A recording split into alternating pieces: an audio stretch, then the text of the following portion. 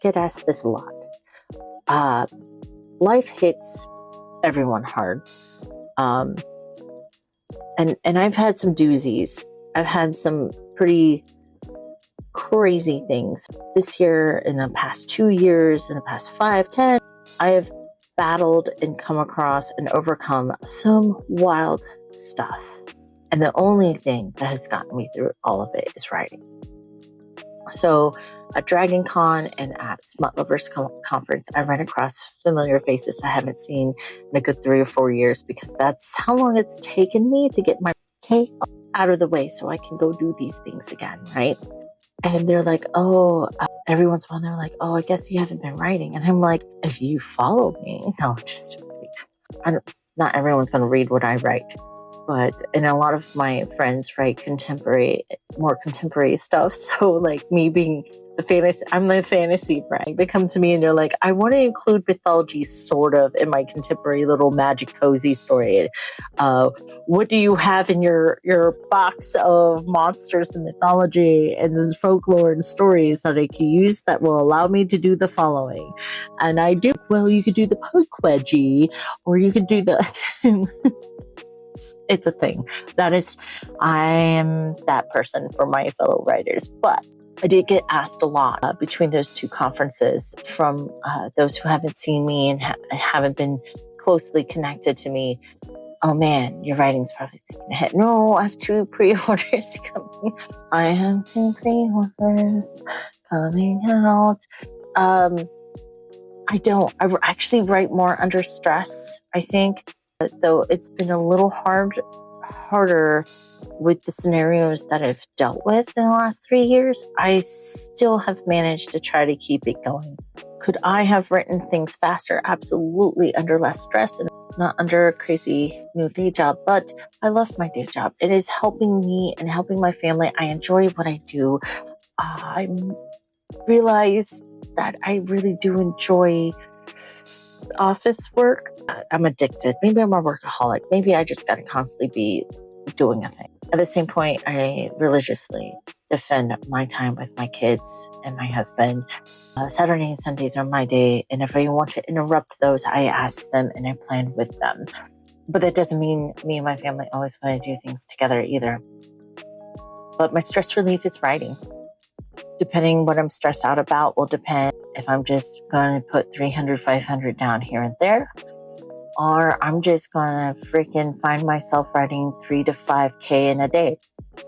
It changes every time. But I don't obligate myself to a word count. I obligate myself to, I should take so many minutes, time, hour, and write, like exercise, right? That's pretty much it. I'm still writing, and people are like, I heard XYZ, and I am. Well, how'd you manage? I defended that time. I defend my writing time. I also have a great support system. My boys are very proud of the fact that their mom's an author. My husband's very proud of the fact that I'm an author, even though all of them they don't have any interest in reading my work or knowing what I write. Well, obviously the kids are too young for some of the stuff I write. My husband finds it humorous. He will sell my book to whoever is curious.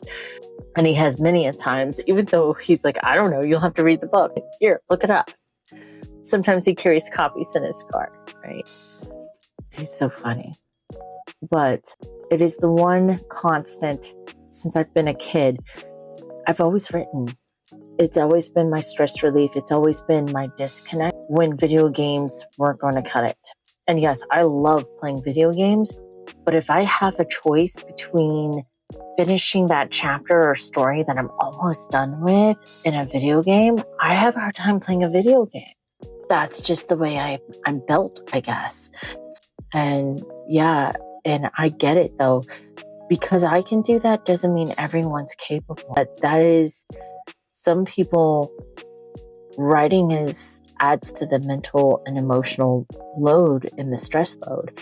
And if I'm sick, like flu and COVID, I can't write. I don't even enjoy playing video games either when I feel that way, but I'm more likely to lean on a video game just because I'm miserable and I need to do something. I write all the time. I don't stop ever. As Erica Lance, as J.M. Piquette, as Amanda Fasciana, they've seen me do very little word count. And then the next time they see me on a chat or the next day even, they're like, well, how's it going? And I'm like, well, now I'm in. And they're like, wait. So it's in spurts. And I don't punish myself. I don't get upset because I write in spurts. And maybe that's a little bit of the secret sauce. I did make a note. I'll put a section in Writer's Brain Writing a Novel 101 to talk about the writing habit, right? Building a habit, ways you can do it, and how to feel okay no matter what your choices are, and if it has to change up because life happens. Hopefully, I help authors out there.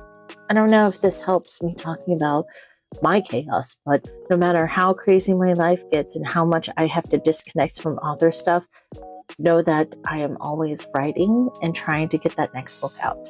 Right now it is the paranormal rom-com. Next up is Honey Cummings' Carnal Throne, dark fantasy erotica. And then we'll see where we're at by then. But I do have 2 pre-orders out. So if that doesn't say something, despite the absence in the field. So happy writing, happy reading. Support your local indie authors. Be sure to like, follow, share, comment. Let me know what you think, your thoughts, and what your struggles are. Maybe I can help you out too.